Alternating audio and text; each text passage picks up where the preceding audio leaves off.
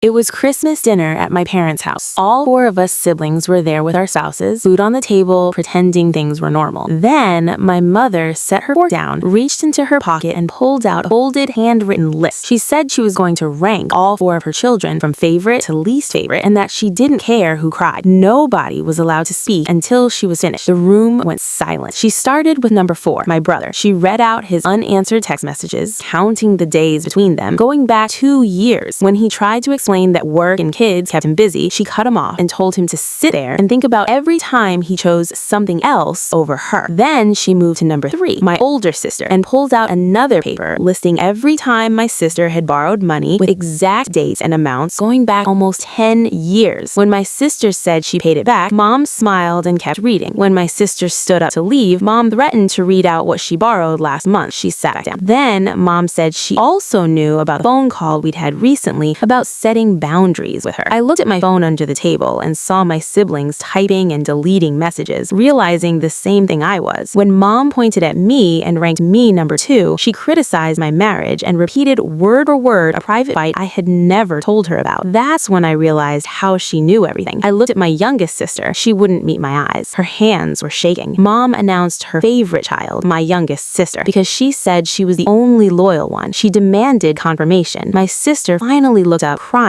and whispered for her to stop. That's when I stood up and said it was our turn. We were going to rank her best moments as a mother. Mom told me to sit down, but I didn't. Number 4 was the time she showed up to my brother's baseball game and spent the entire time on her phone. My brother admitted that game made him quit baseball because he thought something was wrong with him. Number 3 was my sister's 16th birthday, where Mom spent the party criticizing her dress, her cake, her friends, and her face. Number 2 was my high school graduation, where Mom whispered the entire ceremony about how I should have been valedictorian and how my dress made me look fat. Mom stood up, furious, saying she sacrificed everything for us. She turned to my youngest sister again and demanded she defend her. My youngest sister stood slowly and said the best moment Mom ever gave us, the number 1 moment, was the week she had laryngitis and couldn't talk. Mom's face collapsed. My brother said it was the best week of his childhood. My sister nodded. My youngest sister looked our mother in the eyes and said she prayed every night that week that God would take her voice forever. The room was silent, and for the first time in our lives, so was she. Hey assistant, how tall is the Empire State Building? The Empire State Building is 1,454 feet, or about 443 meters tall.